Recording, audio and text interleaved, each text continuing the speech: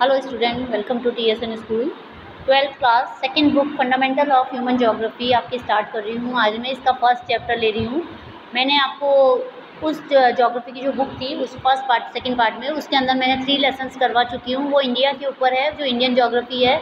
ये आपकी world geography आ जाती है। इसका फर्स्ट चैप्टर है human geography, nature and scope. आज हम फर्स्ट चैप्टर स्टार्ट करेंगे। इसके अंदर मैंने आपको पहले उसमें बताया स्टूडेंट, ये आपको इजीली पता चल जाएगा कि भाई कौन सी बुक में हम इजीली पढ़ सकते हैं, क्योंकि इंडिया का बड़ा अपने इसे वर्ल्ड के रूप में डिपेंड करता है कि वैसे हमने उधर जो पॉपुलेशन का फर्स्ट चैप्टर था, यहाँ ह्यूमन ज्योग्राफी का फर्स्ट चैप्टर है। सो स्टार्ट करते हैं कि क्या है ह्यूमन ज्योग्राफी और क्या उसे आपने 11th में पढ़ा हुआ है कि जो फर्स्ट बुक थी हमारी फंडामेंटल ऑफ फिजिकल ज्योग्राफी, उसके अंदर आपने जो नेचर पढ़ा था, नेचर डिपेंड करता है ह्यूमन डिपेंड करता है नेचर पे। सो ये फिजिकल ज्योग्राफी जो बता रही है हमें, फंडामेंटल ऑफ फिजिकल ज्योग्राफी, जैसे नाम से है कि फिजिकल, जिसे कहते हैं हम भौतिक ज्योग्राफी या भौतिक भूगोल कहते हैं हिंदी में। सो यहाँ हम कह सकते हैं कि ये चैप्टर जो हमें बता रहा है वो नेचर ऑफ ज्योग्राफी के बारे में बताता है कि क्या ज्योग्राफी का नेचर है और क्या ये इंटरमीट करता है। So important branch of spiritual body of geography आपने पढ़ा होगा पहले भी, in integral imperial and practical. Geography जो हमें बताता है ज्योग्राफी जो हमें बताता है कि क्या ये रिकॉल करता है हमें ह्यूमन ज्योग्राफी का और अदर डिसिप्लिन्स के बारे में, ये हमें नेचर के बारे में बताता है। सो ये सबसे पहले हम यहाँ से हम बता सकते हैं कि it is the field geography as a field of study is integrative, empirical and practical. ये हम बता सकते हैं कि ये हमारा किस किस पे डिपेंड करता है। ये इंटीग्रेटिव पे डिपेंड करता है, ये हमारा प्रैक्टिकल्स पे डिपेंड करता है, कि हम बता सकते हैं कि कैसे हमें ह्यूमन और ज्योग्राफी का रिलेशन पता चला है। Thus the reach of geography is extensive. The reach every event of phenomena with varies our space and time can be studies geography.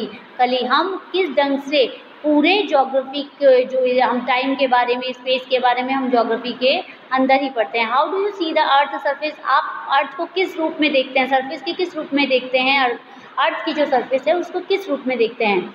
Do you realise that the earth compares to major component. जो earth है वो 2 component में मिलती है। एक तो हम कह सकते हैं नेचर, एक तो नेचर के हिसाब से फर्स्ट हम कंपोनेंट बता सकते हैं इसका कि हम नेचर के हिसाब से किस ढंग से बता सकते हैं कि जो हम देख रहे हैं आजकल नेचुरल थिंग्स जो हम देख रहे हैं वो सारे, तो इससे हम इसकी स्टडी हम करते हैं फिजिकल ज्योग्राफी में, जो फिजिकल एनवायरनमेंट के बारे में बताती है हमें।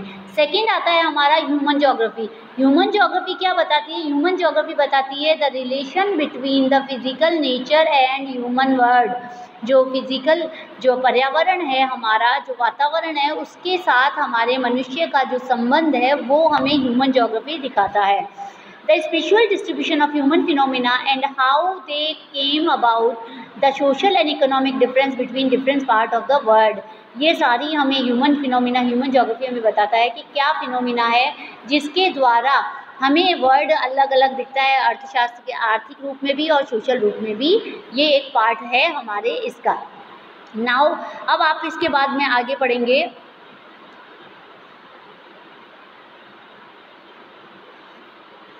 Yes, you are already aware the fact that the concurrent geography as a discipline is understand the earth as a home of human being. आपको पता है मनुष्य जीवन का घर ही कौन है? पृथ्वी है। And to study all those elements which have sustained them. Thus the emphasis is on the study of nature and human beings. You will realize that geography got subjective the dualism and otherwise ranges debate start whether geography is a discipline, word is a law making or nomethetic और destructive.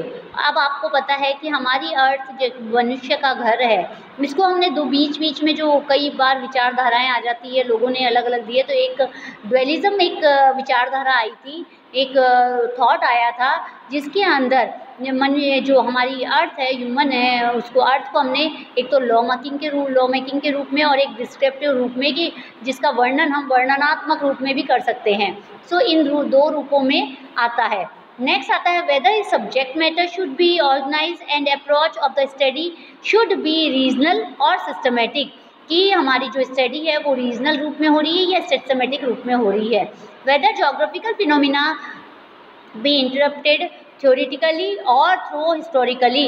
ये theoretically है, ये historically approach, ये अलग अलग approaches के द्वारा हमें बताता है। These have been issue institutional approach, these have been issues for internal executive, but finally you will approach that the dichotomy between physical human environment is not। Main चीज़ हमें ये पता है कि नेचर और ह्यूमन जो कि है एलिमेंट है हमारे, वो हमें ये बताते हैं कि किस ढंग से मनुष्य पृथ्वी से जुड़ा हुआ है।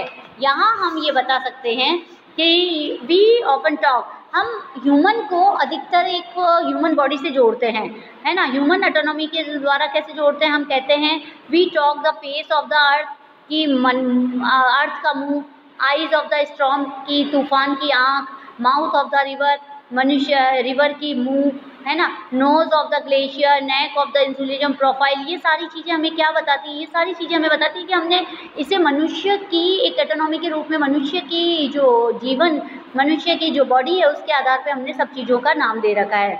सो हम यहाँ कह सकते हैं state, country as a living organism है। Network of the road, railway and waterways have been often been describe as a trees of circulation. Can you collect such terms, आप लोग इन्हें टर्म्स और भी टर्म्स निकालिए आप लोग जो हो सकती है। नीचे ये स्टडी दी आपकी ह्यूमन ज्योग्राफी की कुछ डेफिनेशंस दी हुई हैं।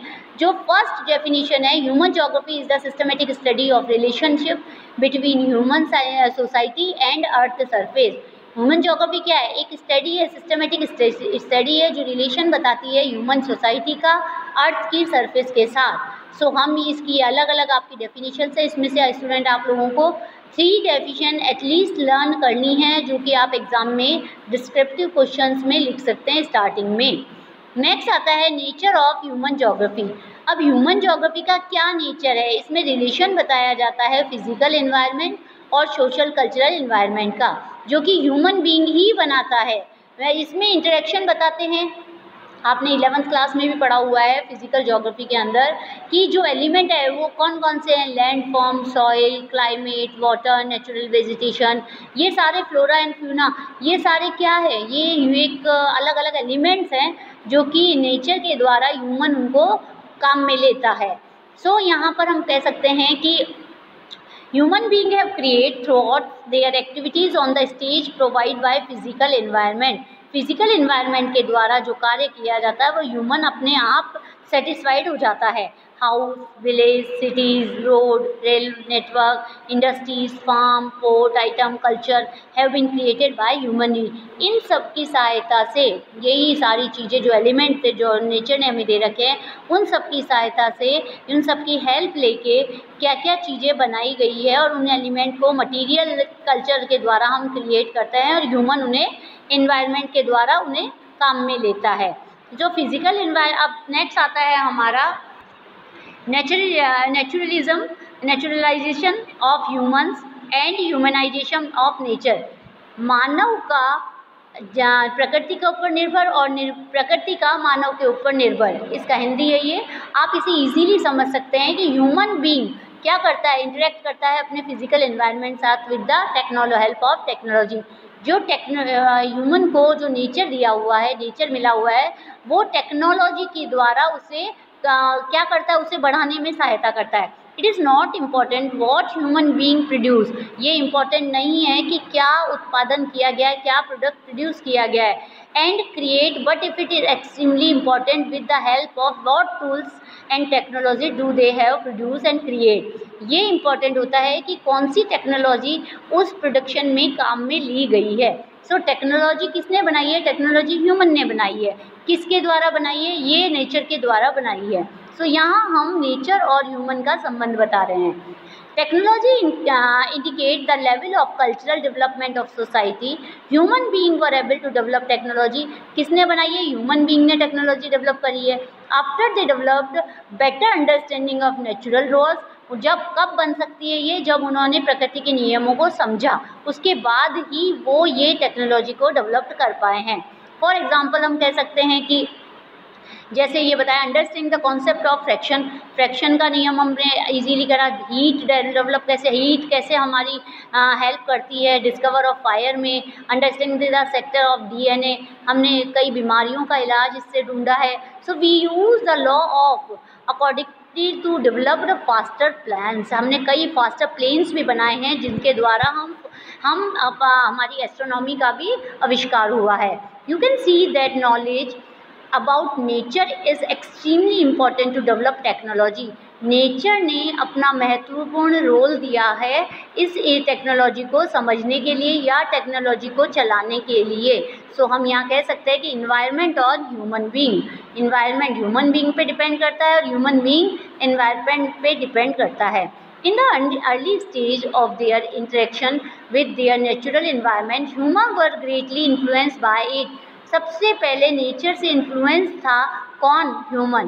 दे adopted the details of nature, उन्होंने पूरी नेचर को अडेप्ट किया था। वे पूजा करते थे, आपने देखा होगा पेड़ों की पूजा की जाती थी, धरती की पूजा की जाती थी।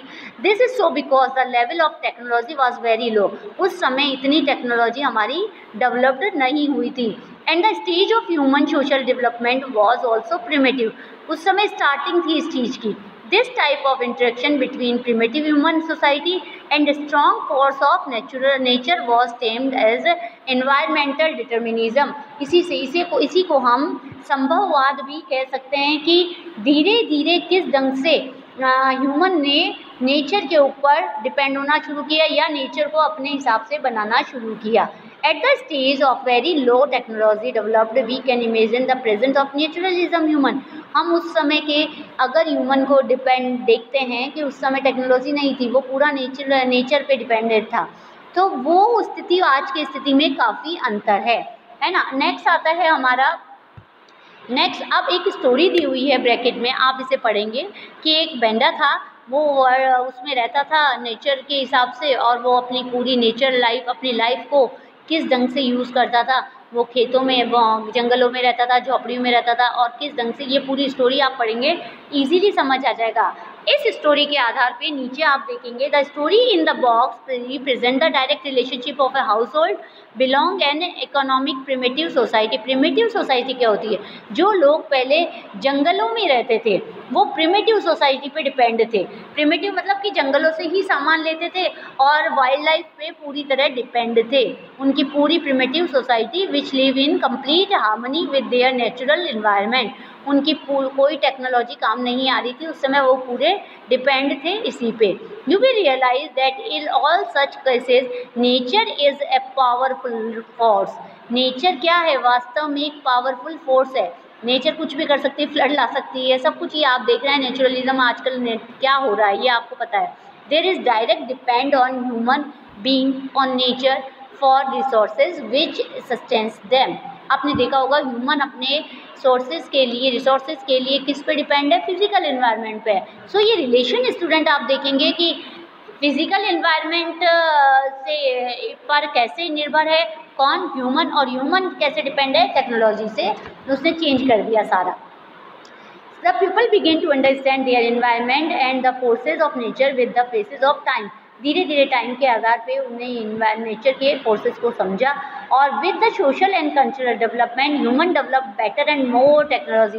धीरे धीरे टाइम के आधार पर पहले और अभी में आपने जो अंतर देखा है वो टेक्नोलॉजी का अंतर है। They move from state necessity to state to freedom. धीरे धीरे वो फ्रीडम की तरफ बढ़ने लगे। They create possibilism. उन्होंने कई संभावनाएं बता दी कि आगे हम ये भी कर सकते हैं, आगे हम ये भी कर सकते हैं with the sources obtain from the environment.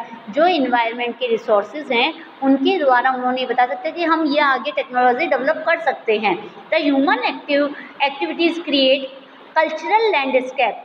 The imprints of human activities create anywhere. So हम इस सोसाइटी को हम क्या कह सकते हैं? पॉसिबलिज्म। ये एक नया टर्म आया है, इसे आप लर्न करेंगे। पॉसिबलिज्म कि हम कोई भी चीज़ को पॉसिबल करने के लिए पॉसिबलिज्म होता है। सो यहाँ पर ये सेकंड एक वीडियो यहाँ स्टॉप कर रही हूँ। नेक्स्ट वीडियो पार्ट 2 बनाऊँगी, वो कंप्लीट हमारा पूरा क्या कर देगा? लेसन कंप्लीट करेगा। So student keep watching. Thank you.